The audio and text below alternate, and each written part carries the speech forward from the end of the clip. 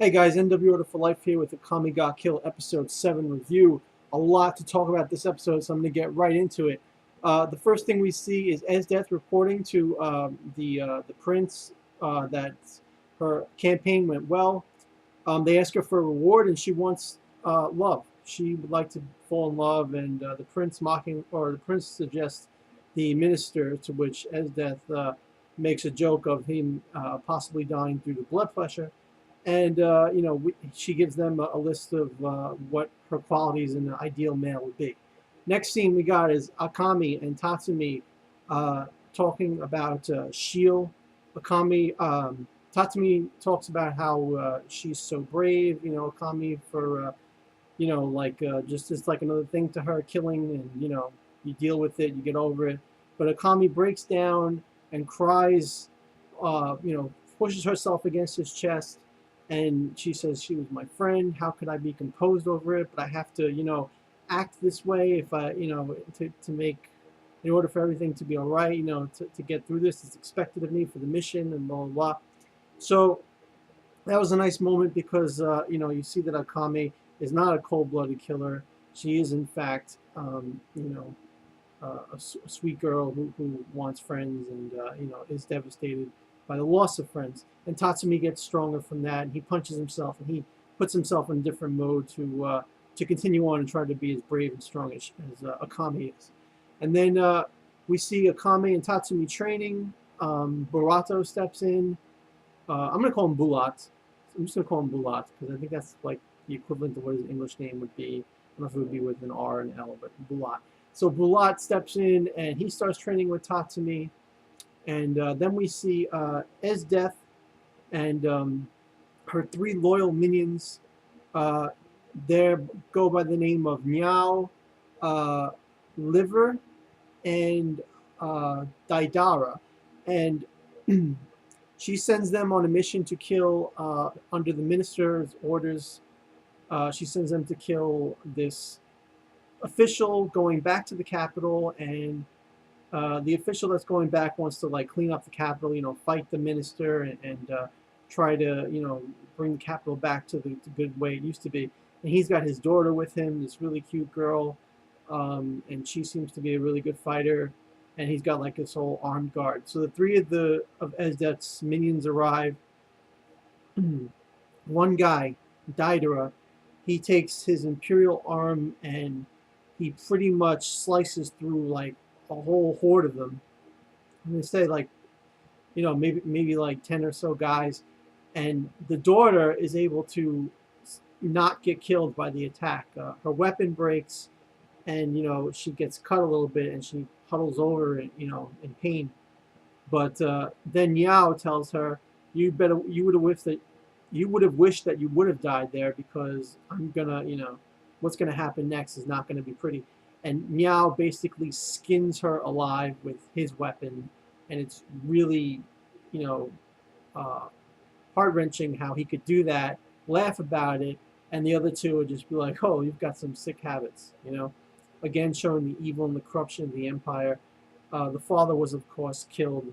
Everybody was wiped out, and they spread out flyers blaming Night Raid for the incident as a trap to lure Night Raid out.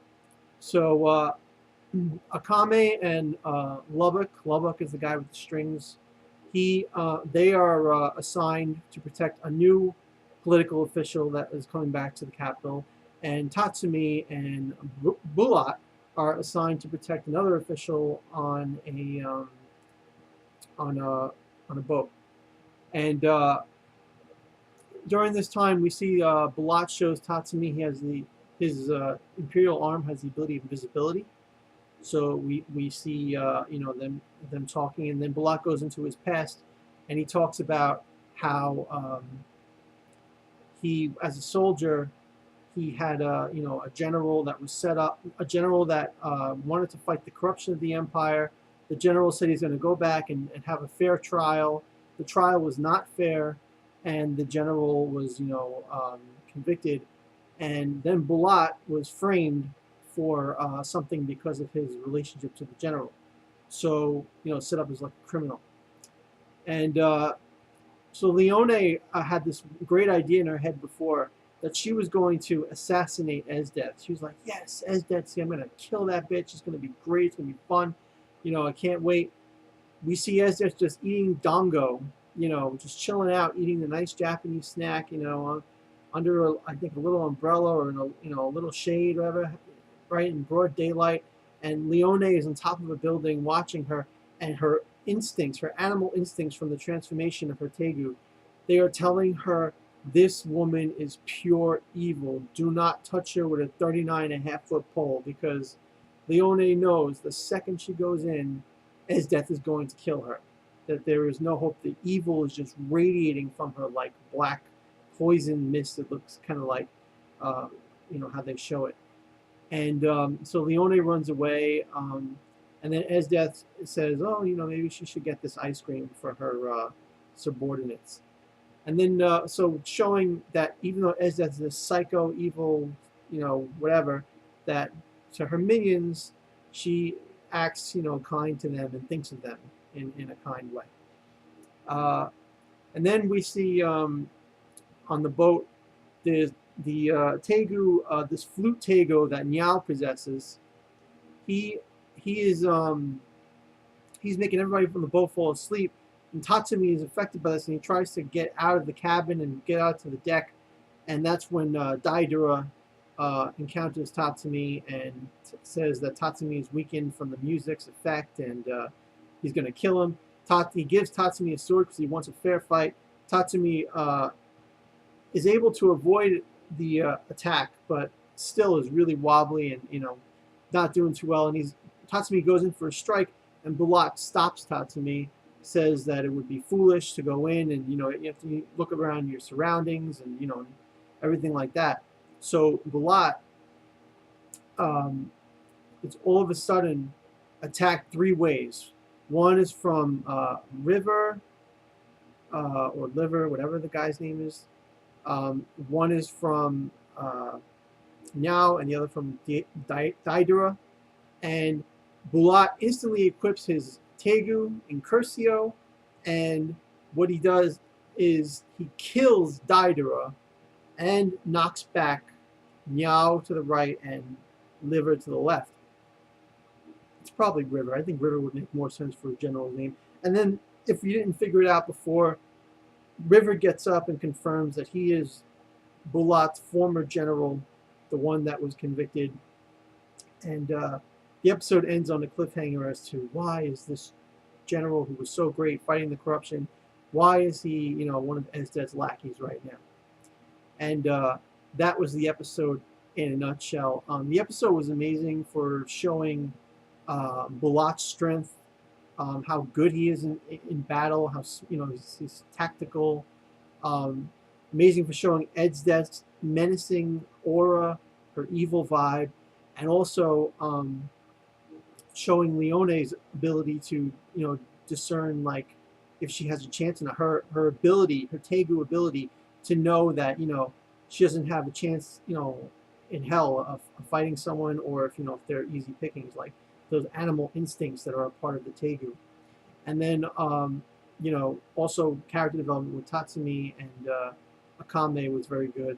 More so with Akame because we didn't really know, we knew she was kind, but we didn't really know how deeply death affected her, and that was good to see in this episode. And more cruelty, more evil, and polar, just the polar opposites of good and evil. Like Esdeath talking about how she can't wait to torture, how she wants death and destruction, but you know what? She's looking for love. And the minister says in his head, love doesn't suit her, because it doesn't suit her, because love is the opposite of everything she's been doing. But for some reason in this show, there are people that are so involved in evil, and yet they desire these or act good in a way, in a way that goes with their mentality. You know what I'm saying? It's like they don't see anything evil about their actions, and then they do these acts of kindness, like Esdeath wanting to give her subordinates ice cream, because she thinks it's good, and they would probably enjoy it. Little things like that. It distracts from it takes away the fact that like this individual is pure evil.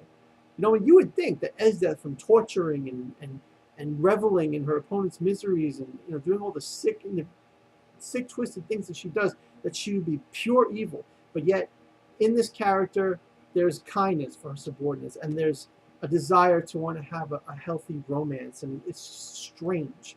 It's a very strange, um, you know, uh, polar opposite good and evil thing going on in the show, as opposed to something like Tokyo Ghoul, where it's much more, it's much more sensible where the good and evil is, and much more understandable. But with this, it's just like, oh, we're evil, and at some point, we feel like being good. I kind of get thrown off with that. But aside from that, you know, Esdeath's still a great character, twisted, psycho, uh, being built up as this unstoppable villain by Leone, and great showing by Bulat. The episode gets a 10 out of 10.